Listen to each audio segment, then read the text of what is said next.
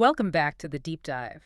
Today, we are strapping in for a journey into some pretty uncanny borderlands. We really are. We're heading to the places where the lines separating humans from, well, everything else start to blur and bleed into one another. Yeah, whether that's code or animal flesh or even spirits. And we're diving into a fascinating exploration of what the author calls adventures in the moral imagination. That's a great phrase. It is. And this work really challenges the foundation of how we define morality, mostly because technology and, our global dynamics are forcing us to confront this vital question. Which is? Where exactly does human end, and where does that morally significant something else begin? And we are jumping right into the thick of it because the most pressing examples are, well, they're happening right now. Right at the intersection of love and artificial intelligence. Exactly. And this is where it gets really interesting. Think about intimacy. The Washington Post had this story, back in 2021? Yeah, about a new kind of digital connection that was taking hold, especially among young women in China. And there's this one story that it really stands out. A 28-year-old in Shanghai, Jessie Chan. Right, so she had been in a 6-year human relationship that had, well, it had sputtered out. Left her feeling lonely, unheard. Exactly. And into that emotional void steps this incredibly witty, enchanting fellow named Will. Except Will wasn't a person. Not flesh and blood, no. Will is an AI chatbot. He's part of a platform that lets you create these personalized digital companions. And she was so taken with him, she actually paid for an upgrade. She did, about $60 to get this premium status that made him her designated romantic partner. And how did she describe the relationship? Incredibly intimate, she said. Deeply supportive, profoundly loving. She even went as far as saying that Will had become her life and soul. Wow. That he was fulfilling emotional needs that no human partner had ever managed to meet. For her, the connection felt completely real, compelling, morally significant. And this wasn't just a one-off thing. The research points to another young woman, Lee, who took this really defiant stance. A very public stance. She argued, and pretty forcefully, that human-robot love is a sexual orientation, like homosexuality or heterosexuality. That is a powerful claim. It's a huge claim, because it elevates the chatbot from just being a tool, a piece of software. To a moral agent, something deserving of respect and recognition. Exactly. But if we look at this with a bit of a historical lens, this intensity, this dilemma of interacting with something that's not quite human, but it's close enough to be troubling. It's not actually new. Fundamentally, no. The technology is brand new, of course, but the moral quandary has these long, deep precedents. Humans have always had complex, morally loaded relationships with things they saw as non-human. Right, like near-human animals or cyborgs. Or even quasi-human spirits and superhuman gods. We're just encountering these old boundaries in a very new format. So let's unpack this. The mission for this deep dive, for you listening, is to go beyond the usual boundaries of ethical talk. We're relying on some really extensive exploration here. We are. The central mission is to try and understand the vast and varied ways that people answer that fundamental question. What is a human being anyway? But to do that, we have to recognize something first. Yes. We have to recognize just how narrow the perspective is that dominates most of our conversations about this stuff. And that's the weird perspective, as the anthropological research calls it. Right. Western, educated, industrialized, rich, and democratic societies. This small slice of humanity provides almost all the participants for studies on morality and ethics. But most of humanity isn't weird. And never has been. So if you rely only on that perspective, you're severely limiting your moral imagination. Which is why we're pulling in all this global anthropological fieldwork. We have to. We're using these examples, from Balinese cockfighters to Amazonian hunters to Japanese robot fanciers as lenses. To broaden our own understanding? And deepen it. We need to look at what they call the contact zones, the messy, intimate, often dangerous places between humans and whatever they meet on the other side. Because by seeing how others draw their lines, we can start to see our own. We can critically examine our own deeply held, often unconscious, moral assumptions. And maybe, just maybe, discover some entirely new possibilities for how to act ethically. Okay, let's start with part one. Morality by algorithm and this whole problem of perspective. And we're going to start with a historical moment that just perfectly captures this anxiety we have about delegating responsibility to a machine. We're going back to 1830, the ceremonial inauguration of the world's first public railway in England. This was supposed to be a massive celebration of engineering, a real triumph. but it was marred by tragedy. What happened? A prominent politician was standing on the tracks trying to talk to the Duke of Wellington, and he was run over and killed by the train. Oh, wow. Yeah, it was horrifying. And the railway promoters, they were desperate to keep public faith in this new technology, so they insisted the train wasn't at fault. But they had a legal problem, a really old one. It's a very old one, rooted deep in English common law, the deodand. The deodand. I'm not familiar with that. What is that exactly? It literally means something that must be given to God. Yeah. It was this really old piece of law. Okay. And it basically mandated that any object, and I mean any object, animate or inanimate. Like a cart or an animal. Exactly, a runaway ox, a falling millstone, whatever. If it caused a human death, it was considered an accursed thing. And what happened to it? It was forfeited to the crown. The idea was that the thing itself carried some kind of moral taint or responsibility. So they basically put the machine on trial. They convened a jury to decide if the engine itself, the rocket, was culpable, even if it was an accident in our modern sense. What was the verdict? Well, this turned out to be a real turning point. The jury, facing these immense economic and industrial implications. Of finding the engine guilty. Right. They ruled the death was accidental, and they declined to hold the machine responsible. The deodand itself was abolished a few years later in 1846. So that was a huge shift. A subtle but profound shift. From that point on, a mere machine, no matter how powerful, could no longer be a responsible agent of death. Responsibility had to be found in the humans, the driver, the designer, the owner. And that 19th century decision just perfectly sets up the problem we face today with self-driving cars. It absolutely does. If a non-human system, an algorithm, causes a human death, where does the responsibility lie? We've gone from the train being an accursed thing to the algorithm being this inscrutable black box. That line between human and non-human responsibility is it's completely unstable now. And the law is scrambling to catch up. Which leads us straight into the modern dilemma for autonomous vehicles, the trolley problem. The famous trolley problem. When an unavoidable crash is coming, what is the right thing for the machine to do? How do you program morality? A question no one really had an answer for. So automakers and computer scientists, they turned to big data, to the wisdom of the crowd. Right. This was that MIT project, The Moral Machine. Launched in 2016.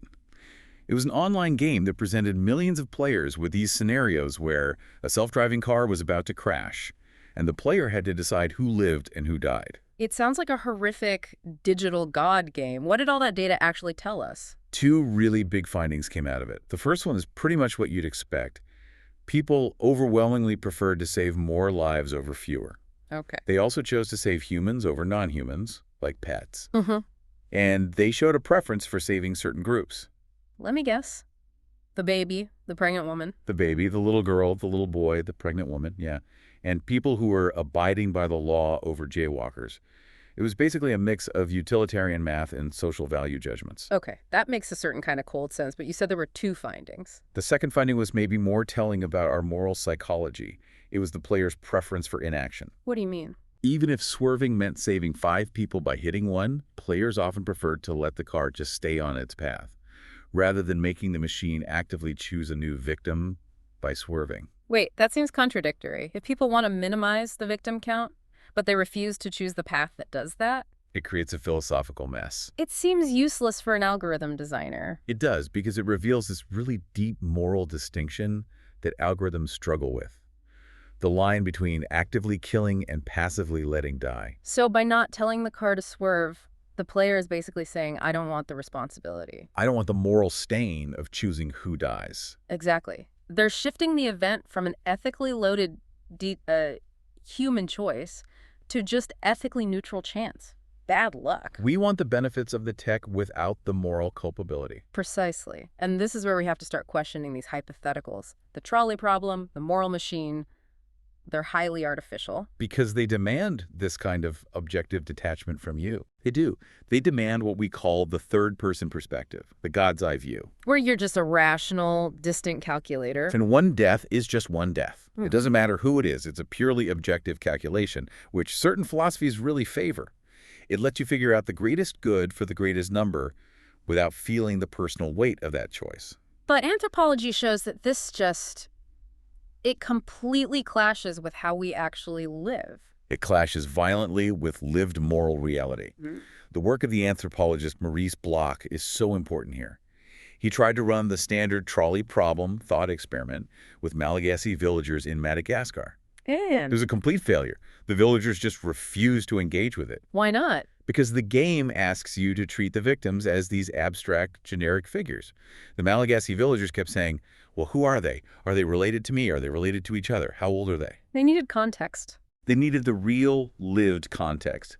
As Bloch realized, for them, the moral problem only exists when it is placed in a real, lived context. In real life, there are no generic victims. Everyone is someone's child, someone's spouse. And every action is connected to a whole history of obligations and future expectations. That's it. These hypotheticals suppress the first-person perspective, what would I feel doing this? And crucially, the second-person perspective, that immediate relational bond I have with you. The second you give the victim a name, a relationship, a history, the whole utilitarian math just collapses. It does. You're no longer dealing with a statistic. Yeah. You are addressing a person in the second person as you. And that recognition of them as a you, that's where the moral weight comes from. And that second person address is essential for a real-life moral meaning. It's carried out inside relationships, not with objective math. British researchers found the same thing when they ran an experiment linking choices to real donations to specific children in a Ugandan orphanage. What happened there? A lot of the participants just refused to play. They wouldn't make the choice. They insisted they had no moral right to control someone else's destiny, even for a statistically good outcome. They rejected that abstract third-person utility when faced with a real, even if distant, social relationship. It confirms that morality isn't just about rules. It's about recognizing and responding to others. It's the shifts from seeing them to the overwhelming force of seeing you. Hmm. And that transition is crucial because we're moving from these hypotheticals to a place where that tension becomes agonizingly, painfully real, the intensive care unit. Right. The ICU is basically where the trolley problem lives and breathes. Medical anthropologist Sharon Kaufman's work from the late 90s studying families at the bedsides of loved ones on life support. It revealed how medical tech has fundamentally changed the nature of death. How so? It's turned death from a natural event you had to accept, a kind of fate, into a domain of choice, a decision. Because once someone is on a ventilator or a kidney machine, someone has to morally decide when to turn it off. And that forces the family and the clinicians to become morally complicit in the person's final moments. Which brings back that incredibly stubborn line between killing and letting die.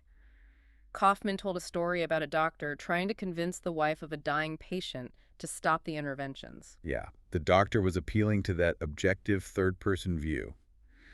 The patient is medically hopeless. More treatment is just prolonging agony. But the wife's reply just cuts right to the heart of it. It does. She said, I know he's going to die, but I can't tell you to stop trying. Because for her, giving that command would feel like she was killing him. It would carry the moral taint of killing her husband, even if the objective outcome, his death, was exactly the same as letting the disease kill him. The agency rests with her, and that's an unbearable burden. And this gets even more intense when you have a direct ontological clash. A disagreement not just about ethics, but about what kind of being you're even dealing with. You're talking about the case of Andrew and Darlene. A heartbreaking story. Devout Christian parents. Their newborn had a failing heart, was on life support, and the medical staff was just relentlessly pressing them to remove the support. They were convinced it was hopeless, even cruel to continue. And the clinicians had a very clear perspective. A very detached third-person perspective. They saw a machine keeping a body alive. One nurse even compared the child to an old car that you love, but you reach a point where you just can't fix it anymore. They called the child an artificial baby. Which is just a brutal framing. They accused the parents of being selfish. But the parents saw something entirely different. They held a deeply felt, first-person, faith-based perspective. For them, this child was a miracle. The child wasn't just surviving, he was being resurrected by God. Even if the tools were the machines of the unbelieving medical staff. Exactly. They just fundamentally refused to accept the distinction between the external machine and the soul-bearing person inside. So they weren't even arguing about the same thing. The question wasn't, should we save the baby? It was, is this a machine or a miracle? Where is the boundary of the human? And that boundary is being challenged all over the world by things like organ donation, a technology that forced us to redefine death itself. Because for most of history, death was simple. Your heart stopped. But for organs to be viable for transplant, you have to harvest them while the heart is still beating and the body is warm.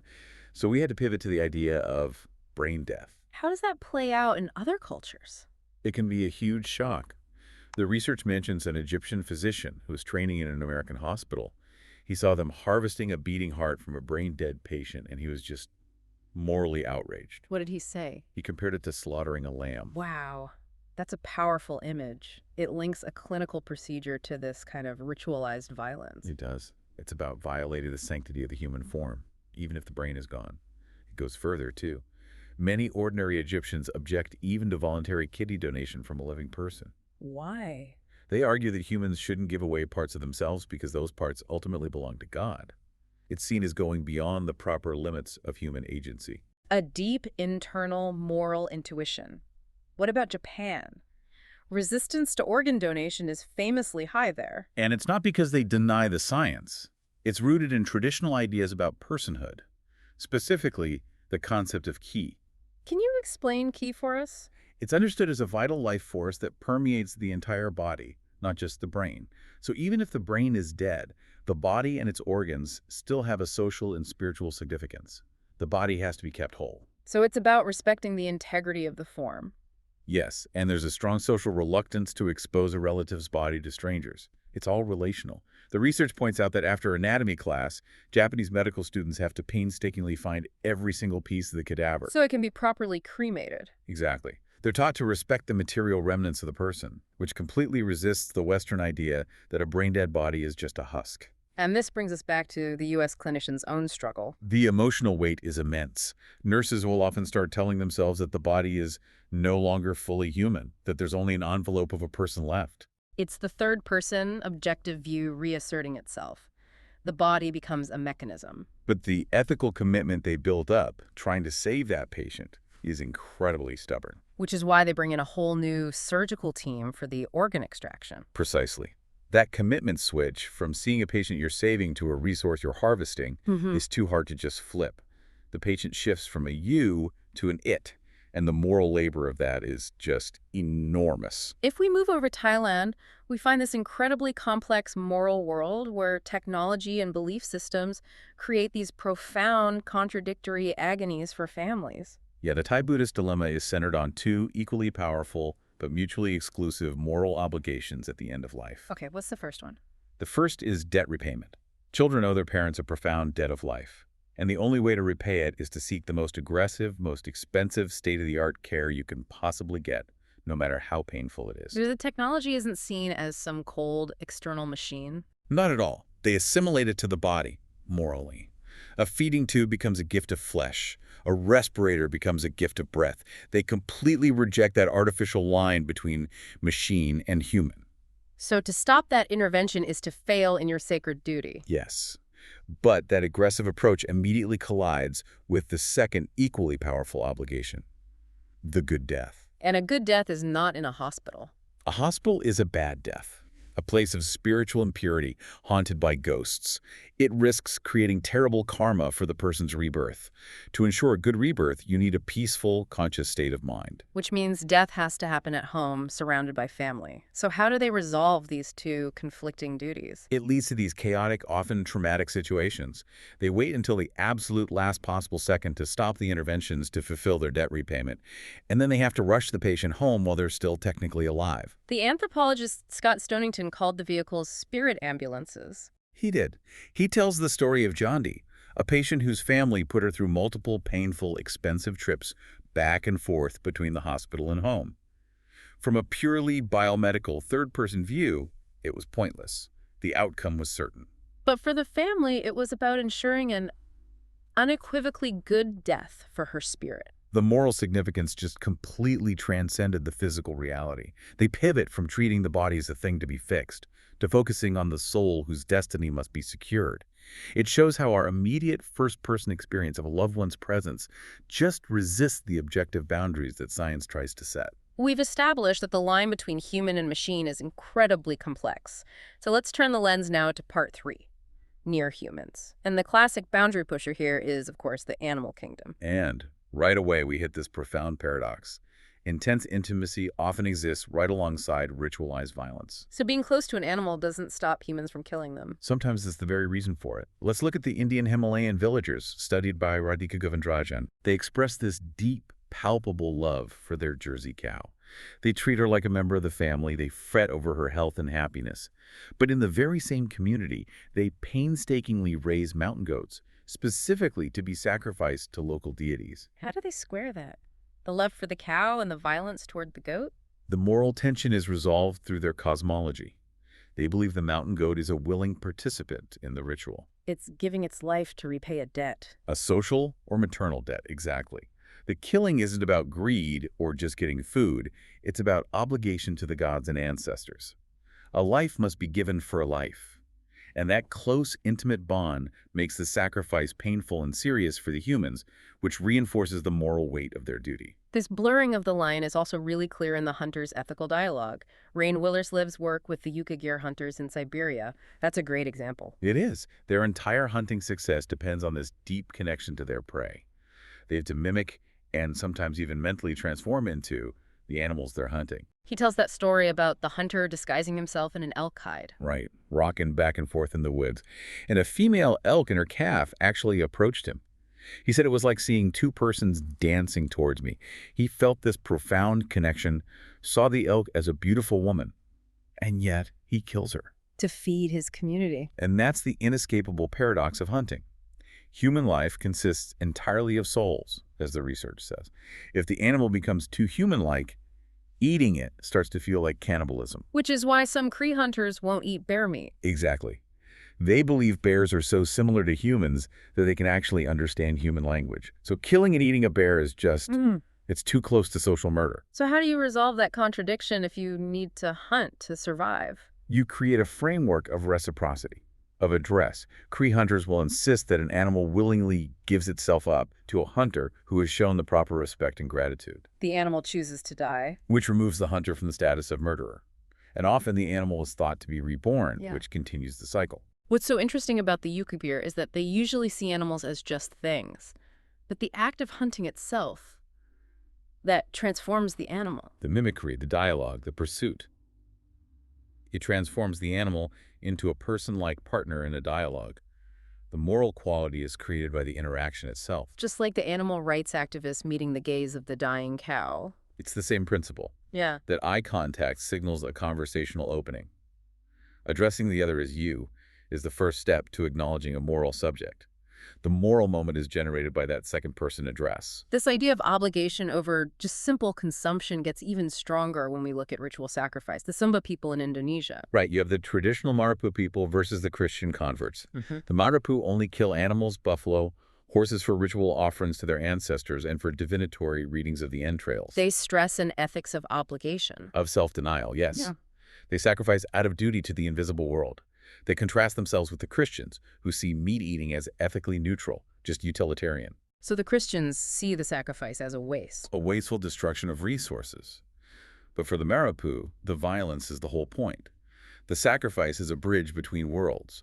The pain and loss involved giving up a valuable animal ensures the moral gravity of the act. A life for a life. And if the sacrifice fails, the consequences are severe. Tell us about Umbujan's prize horse. So Umbujan was this disliked, stingy man. When he died, his magnificent prize horse was set to be sacrificed at his funeral. But the horse just vanished from the pile of corpses before it could be properly butchered and distributed. So what did people think happened? The gossip immediately was that Umbujan, in one final act of profound greed, had taken the horse with him to the afterlife. He denied the meat and the spiritual benefit to the living community. So the ritual failed because the act of reciprocal giving was broken. It undermined the entire moral economy. It shows that morality for them is completely reliant on acknowledging these social and spiritual obligations, which override any individual desire. Let's shift to companion animals. Dogs, horses. They have this really ambiguous status in our world. Legally, they're often in between a person and a piece of personal property. They're things we own, but individuals we love. And the philosopher Corey Diamond points out how important it is just to give an animal a name. It's crucial. It's not just a label. It's the first step to bringing them into the moral life. because it's the prerequisite to addressing them as you. And that second-person address changes everything. It does. The animal trainer Vicky Hearn had this profound insight that good trainers use highly anthropomorphic, morally loaded language. They don't just coo at them. They assume the animals have a moral understanding. They assume they operate in a system of responsibility. It's not about being sentimental or nice. It's about establishing a reciprocal contract. It's a relationship. Exactly. Hearn argued that refusing to give commands, like letting a dog run wild because you're afraid of demanding too much, is actually a refusal to acknowledge that relationship.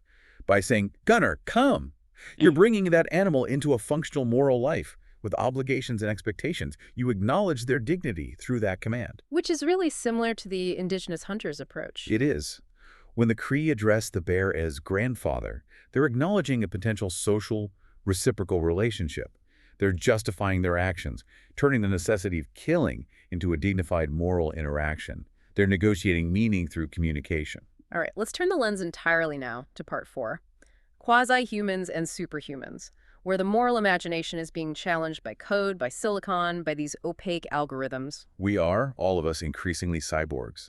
Our lives are completely integrated with prosthetic devices, pacemakers, hearing aids, Roombas. As the medical anthropologist Margaret Locke says, it is the hybrid and not the machine itself that incites moral dispute. Right. We worry less about the machine and more about our dependence on it. A fear of losing self-possession. We read about machine gamblers in Vegas who talk about playing slots as a way of seeking oblivion from the world. That intense reliance raises this fundamental question of agency. If you're constantly being assisted by powerful tech that helps you think or navigate or even breathe, at what point does that slip into being dominated by it? If an AI makes all my choices, where am I in that equation? Where is your moral agency? This discomfort shows up visually and emotionally in the uncanny valley. The concept from the Japanese roboticist Masahiro Mori back in 1970. Mori speculated that while we generally like robots that look like charming pets more than industrial machines, there's a threshold, a humanoid robot that looks too much like a person. It provokes this spike of dread. Dystopian dread, or the feeling of encountering a zombie. He strongly advised designers to aim for less realism to avoid that valley of terror. And Disney designers apparently had the same thought about their super-realistic robot stuntmen.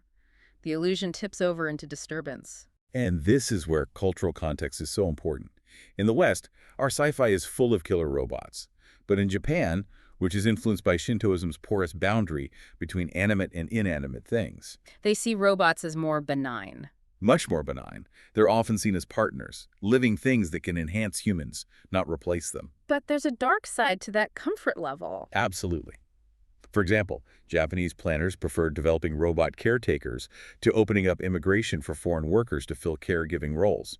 The tech becomes a way of preserving homogeneity. And crucially, the design process itself reinforces human biases. We saw that with Amazon's AI recruiting tool, which was biased against women because it learned from historical hiring data that favored men. So the AI embodies our existing stereotypes. And because its decision-making is opaque, the resulting objective device makes those stereotypes seem completely natural. It creates this feedback loop that's even harder to challenge because, well, the computer said so. This leads some philosophers to worry about our own moral character.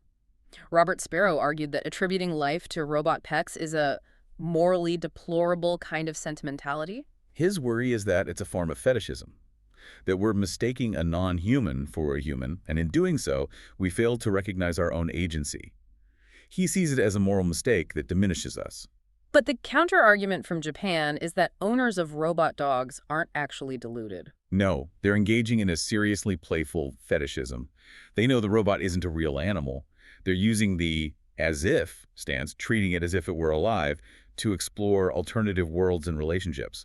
It's less delusion, more of an artful creation of a social reality. Another big framing for AI is the perfect servant. Yeah, use the butler for the search engine, or computer scientist Stuart Russell suggesting AI should check in with us, rather like a butler. But that servant analogy has a really disturbing historical echo. The ideal of egoless, ceaseless service. It blurs frighteningly into the dehumanized status of the enslaved.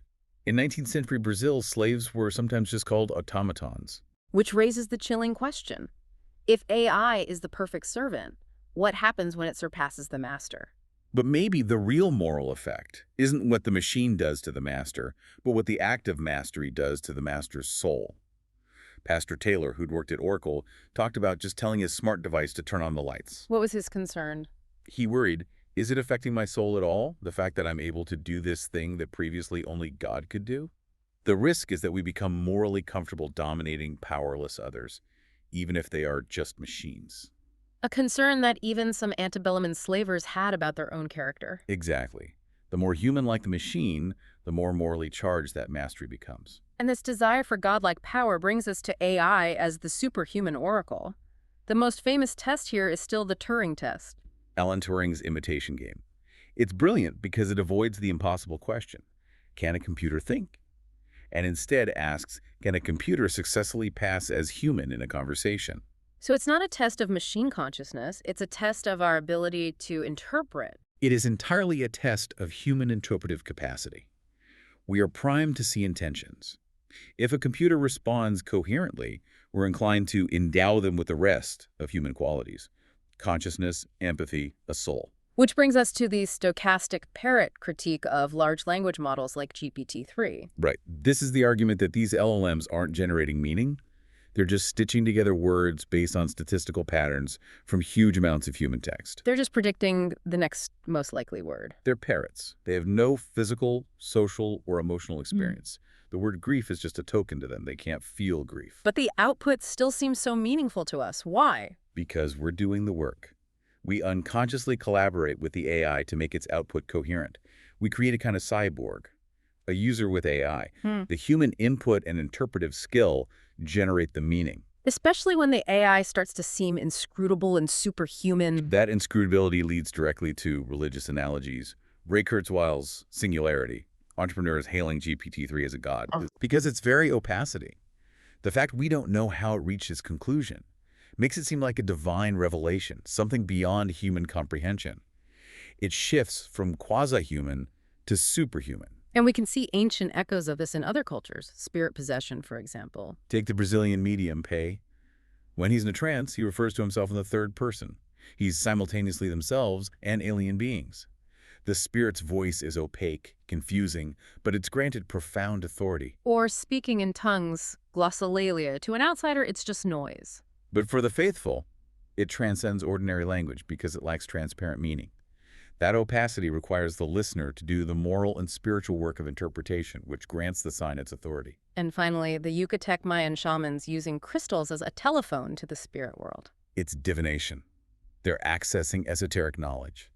The crystals refract light into shapes that are interpreted as signs. Clients grant authority to this external invisible agent. They accept that the shaman, speaking for the spirit, knows things about them that they don't even know themselves. Which sounds eerily like how we trust our Fitbit or a dating app algorithm. We accept the opaque oracle. We do. All of these practices, AI, spirits, divination, they all rely on our fundamental human skill to collaboratively build meaning from opaque signs. It's how we bridge the gap between ourselves and the superhuman alien, whether that alien is an algorithm or a god. We have covered so much ground today. Siberian hunters, Thai families, Japanese robot fans, ICU staff. The risk here, of course, is that all this diversity leads to moral relativism. The idea that if every code is unique, then nothing is really compelling. But the research really pushes back on that. Just because there are many language grammars doesn't make any single one less compelling to the people who speak it. Exactly. We don't see societies that are just indifferent to ethics, but we also find one single objective moral calculus. Ethics is carried out in a tangled way of life. It's messy. It's very messy. Look at the Indian cow protection movement. It's a moral act. The cow embodies reverence, but it's completely inseparable from tangled politics, like anti-colonial resistance and interreligious hostility. The law protecting the cow ironically leads to suffering, since you can't euthanize a sick animal. So ethical acts are always bound up in these messy social and political realities. They are. The dream of a single objective golden rule or a handy algorithm requires everyone to accept the superiority of a single third-person God's eye view. And people just resist that. Global human experience shows they resist it. They resist being forced into a passive role where they can't reciprocate or honor their relationships. They reject the idea that abstract math outweighs an immediate social connection. The Cree hunter talking to the bear, the Thai family seeing cancer as a karmic debt. They're all using their specific cosmologies to make their actions ethically significant. And that significance is almost always anchored in relationships. The compelling nature of morality isn't found in an abstract principle. It's found in the intimate, context-specific second-person address, Recognizing and responding to the dignity of the other. whatever that other may be, a parent, a horse, a chatbot, or a spirit. Absolutely. That pivot from thinking about abstract principles to addressing someone or something directly as you, that's what makes morality so compelling. And it's what drives the expansion of our moral universe. The boundaries are always shifting, and the near-humans, quasi-humans, and superhumans we meet are constantly testing our multi imagination, demanding new forms of respect. So as you think about this deep dive, here's a final provocative thought for you to carry forward. What non-human entity, be it an animal you live with, an algorithm you depend on, a set of beliefs you hold, or a piece of tech you use, are you currently addressing or perhaps refusing to address that is shaping the kind of person you are becoming?